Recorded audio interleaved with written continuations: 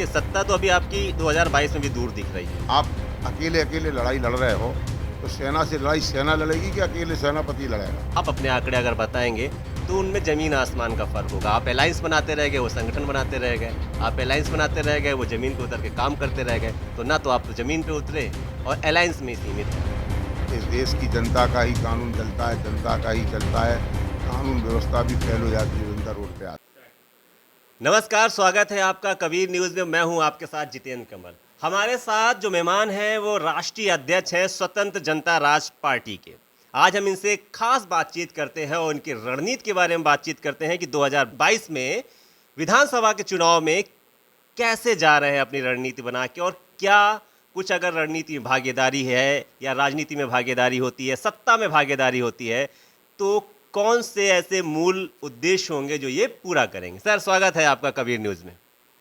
मैं घनश्याम कोरी स्वतंत्र जनता राष्ट्र पार्टी संस्थापक एवं राष्ट्रीय अध्यक्ष हूँ। पार्टी का रजिस्ट्रेशन आपने कब कराया था? पार्टी का रजिस्ट्रेशन 16 दिसंबर 16 को 16 हुआ दिसंबर था। 2016 में। तब से लेके आप तक आज 2017 का चुनाव देखें, 2019 का देखें और आगे 2022 का चुनाव आ रहा है। 17 की क्या उपलब्धि रही और 19 की क्या उपलब्धि रही आपकी पार्टी?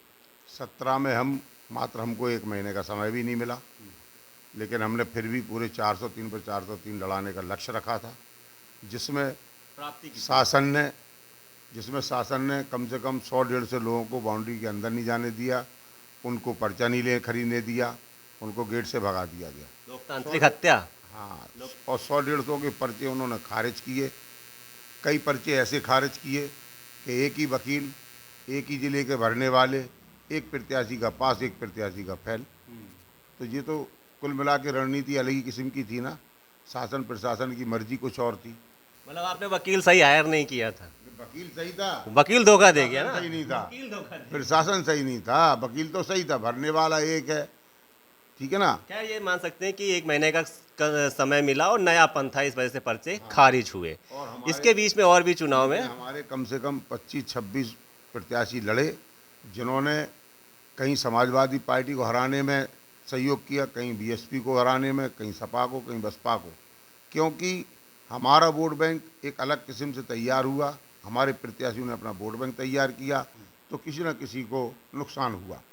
जो जीता तो बोला स्वतंत्र जनता राष्ट्र पार्टी वाले हरा गए, जिता गए, और जो हारा बोले उसने वोट काट दी तो मैं हार गया। किस क्षेत्र की बात कर रहे हैं आप? इस तरह इस तरीके से जैसे हापुड़ जिले में है, हापुड़ जो धौलाना विधानसभा है, रमेश तोमर जी सांसद हुआ करते थे।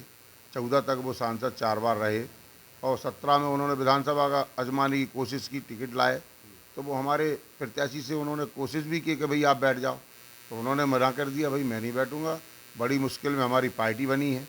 आज हमारे समाज का नेतृत्व करने वाला व्यक्ति पहली बार राजनीतिक दल बना के आया है, तो हम तो उसके नेतृत्व में काम करेंगे। जबकि उनका हाथ भी टूटा, पैर भी टूटा, फिर भी नहीं मान रहे हैं।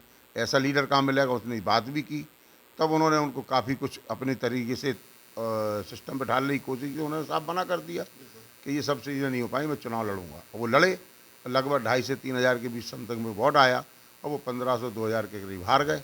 तो आज भी उनके पास समाज के हमारे कार्यकर्ता या समाज के लोग जाते हैं, तो वो पार्टी ने तो चुनाव हराया, लेकिन व्यक्तिगत वो हमारी समाज से नफरत रखने लगे कि भाई हमें कोरियों ने हरा दिया। भाई कोरियों ने वोट थोड़ा दिया था केवल, और कोरियों की पार्टी थोड़ा है। पार्टी तो स्वतंत्र जनता राष्ट्र पार्टी है, जनता का राज जनता के हाथ देने के लिए पार्टी बनी है। आज लोकतंत्र की हत्या हो रही, अंतिम आदमी के लिए कोई चिंता नहीं करता है। अच्छा, उन्होंने कैसे लगा कि ये कोरी की पार्टी है?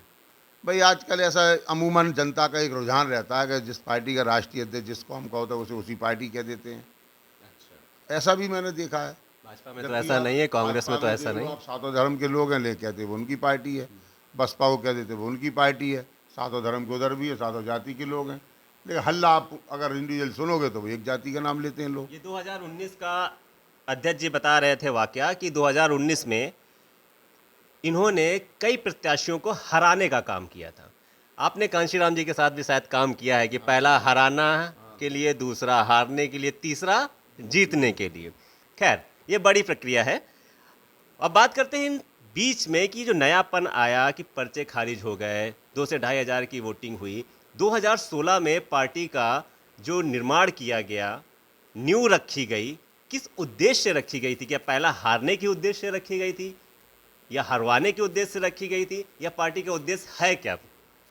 2016 में आपने जो नींव रखी, क्या क्या सोच के रखी हमें थी? हराना और जिताने का हमारा कोई उद्देश्य नहीं। हमारा उद्देश्य है इस देश की अंतिम व्यक्ति की व्यवस्था होना चाहिए। जो भारत सरकार के अंदर जो संविधान की व्यवस्था है, जैसे छुआछूत है, संविधान के पहले पेज पर बाबा साहब अम्बेडकर ने संविधान लिखने के बाद लिखा था समता स्वतंत्रता बंधुत्व न्याय के आधार पर देश की रचना होना चाहिए। लेकिन समता ही नहीं है, स्वतंत्रता ही नहीं है, दोनों चीज़ें नहीं है तो बंधुत्व पैदा ही नहीं होना है। और जब दोनों तीनों चीज़ें तो न्याय मिलना ही नहीं है।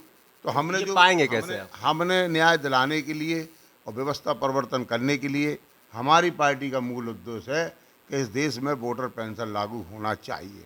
वोटर पेंशन लागू करो। स्वतंत्रता समानता लाने के लिए और अंतिम व्यक्ति के न्याय दिलाने के लिए, भोजन यापन के लिए आप क्या करेंगे? आपकी पार्टी क्या करेगी, किस तरीके से लाएगी? वोटर पेंशन लागू होगी तो अंतिम आदमी को, मिलेगा। अंतिम आदमी तक पहुंचेगी। वो तो पहले से अंतिम तक जाएगी, हर जाति धर्म के व्यक्ति को दिया जाएगा। तो सत्ता में आने के लिए कोई रोड मैप तो होगा ही होगा ना आपके पास? सत्ता के लिए हमारा बूथ लेवल पर संगठन तैयार हो रहा है। संगठन ही तो वोट दिलाएगा। बूथ पर संगठन होगा, सेक्टर पे होगा, प्रदेश में होगा, आप देश इसकी में। बात ही नहीं करें ना कि अब हमें उसके सत्ता में अलावा आना है कि नहीं नहीं, आना? सत्ता में आना है ना, तभी तो संगठन से आएंगे ना। संगठन ही तो बुलाएगा। दूसरा ये है कि वोटर पेंशन हर आदमी की आम जरूरत है। आज इस देश में 262 योजनाएं चल रही हैं, मिड डे मील, विधवा पेंशन, विकलांग पेंशन, लेकिन पूर्ति कहीं नहीं है पूरी। अगर आप किसी एक गांव में जाएंगे, अगर 100 वृद्ध हैं, मालूम पड़ा कि 5 को मिल रही है, 15 को मिल रही, बाकी को पेंशन नहीं मिल रही है। तो हम वोटर पेंशन हर आदमी को देंगे और वोटर पेंशन हर आदमी लेगा भी, क्योंकि वोट डालने वाले को पेंशन मिलेगी, जो वोट डालने नहीं जाएगा उसे मिलेगी नहीं। तो 100% की वोटिंग होगी, 100% विकास वोट होगा। डालने वालों को देंगे कि जिसका वोटर कार्ड होगा उसको मांग कर? वोट डालने का कार्ड उसी का ही तो होगा जो 18 साल का होगा। तो वोटर पेंशन का मतलब ही यही है ना। देखिए, सत्ता तो अभी आपकी 2022 में भी दूर दिख रही है। ऐसा नहीं है। नहीं, जिस ऐसा जिस नहीं तरीके है से ना। आप चल रहे हैं, आपने बोला ना, आपने बोला था कि हम अभी पहले में हर आए।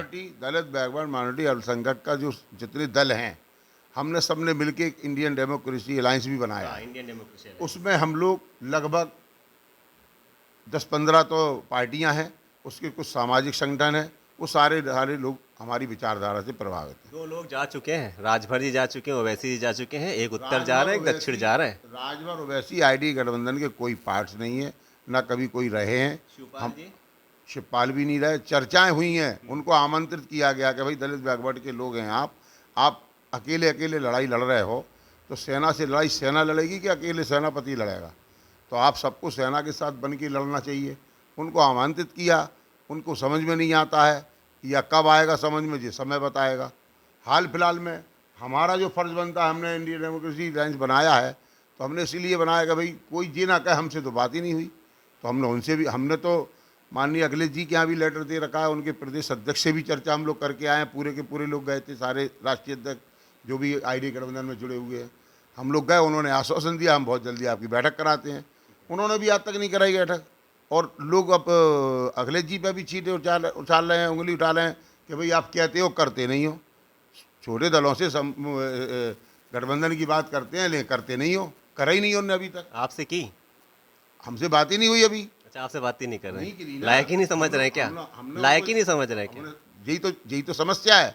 जब दलित बैकवर्ड की बात करते हैं और साथ नहीं रहते हैं, तो कहीं ना कुछ तो वजह है। दलित बैकवर्ड की बात भी देखिए, बीएसपी भी कर रही है, दलित बैकवर्ड की बात आपका सपा भी कर रही है, अब तो भाजपा भी करने लगी है आके। और दलित बैकवर्ड की बात करके मेरे ख्याल से चंद्रशेखर रावण आपसे बहुत ऊपर निकल गए हैं। क्योंकि अगर उनके आंकड़े अभी जिला पंचायत चुनाव के देख लिए जाएं और आप अपने आंकड़े अगर बताएंगे, तो उनमें ज़मीन आसमान का फ़र्क होगा। आप अलायंस बनाते रह गए, वो संगठन बनाते रह गए। आप अलायंस बनाते रह गए, वो ज़मीन पे उतर के काम करते रह गए। तो ना तो आप ज़मीन पे उतरे और अलायंस में ही सीमित है आप। जिला पंचायत चुनाव हो, चाहे प्रधानी हो, चाहे बीटीसी हो, इस चुनाव का विधानसभा और लोकसभा चुनाव से अलग भिन्नता है। ये लोकल चुनाव तो है। फिर आपका चेयरमैन भी नहीं गिना जाएगा, जो आपके यहाँ पे आपका चेयरमैन था, उसको भी मत गिना जाए, जो आप अपनी उपलब्धि के रूप में बताते हैं कि वो चेयरमैन थे, अलीगढ़ में पार्षद थे, वो भी आपका ना गिना जाए। फिर हमने 4 महीने में चेयरमैन बना लिया, 6 महीने में चेयरमैन बना लिया हमने। हमारी उपलब्धि है, हम उसको उपलब्धि से नकार नहीं सकते। और अगर किसी की उपलब्धि आई है तो हम उस उपलब्धि को भी नहीं नकार सकते। लेकिन जो उपलब्धियां हैं वो जिस लहजे में रखी जाती है, जिस लहजे में देखी जाती है उस लहजे में बात कर रहा हूँ मैं वही आपको। मैं अध्यक्ष जी आपसे बोल रहा हूँ कि जब समाज, वही अध्यक्ष जी बोल रहा हूँ, जब समाज पीड़ित होता है, समाज के ऊपर अत्याचार होता है, और आप कहते हैं कि हम समाज की पार्टी हैं, तो पार्टी कहाँ खड़ी होती है? नहीं, समाज की अभी पार्टी का चूना मतलब मठिया पे आप जहाँ बैठे हैं वहाँ से 1.5 किलोमीटर दूर चूना मठिया पे अत्याचार हो रहा है, बस्ती गिराई जा रही है, आप यहाँ हैं, आपने एक बार भी तत्परता नहीं दिखाई वहाँ जाने के लिए। तो इस समाज के लिए पार्टी कब खड़ी होगी, तभी ना समाज का आदमी उससे जुड़ेगा। आपका रीजन गलत बता दिए चूना मठिया में आपका क्यों। गलत सोचना है और आपके पास गलत न्यूज है।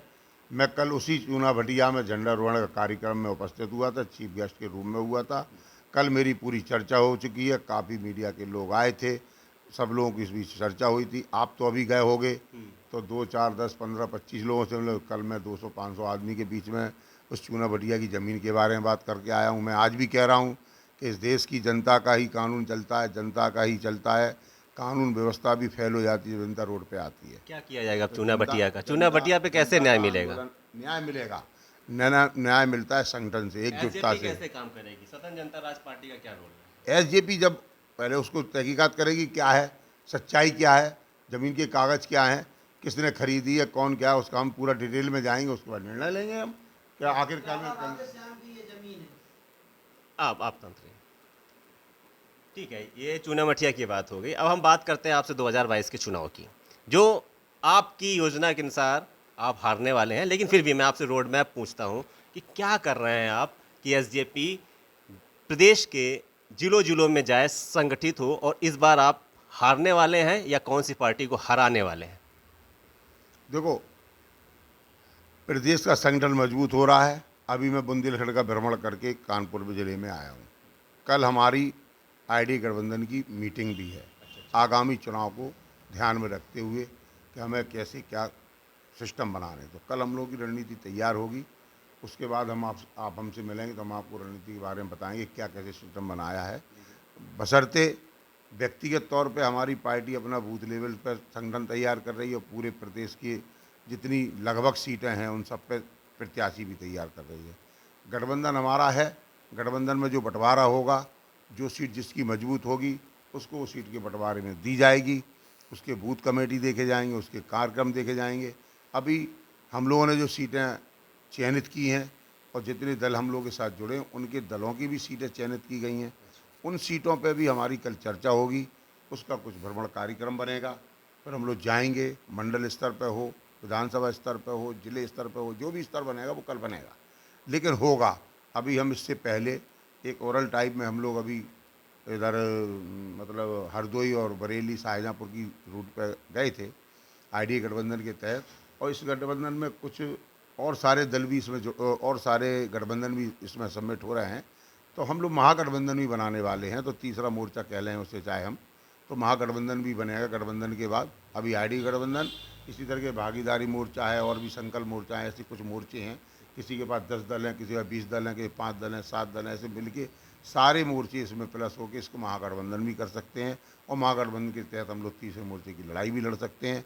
उसमें हमने ये पहले से सोच रखा है कि हम माननीय अखिलेश जी, माननीय मायावती जी को भी हम लोग ऑफर दे रहे हैं कि भाई आएँ, अपनी इस रणनीति में शामिल हों और इस देश की सत्ता में परिवर्तन के लिए आप लड़ रहे हैं, हम लोग भी लड़ रहे हैं, हमारी आपकी लड़ाई एक है, हम एकजुट होकर लड़ेंगे, तब आताताई सरकार को यहाँ से हटा पाएंगे।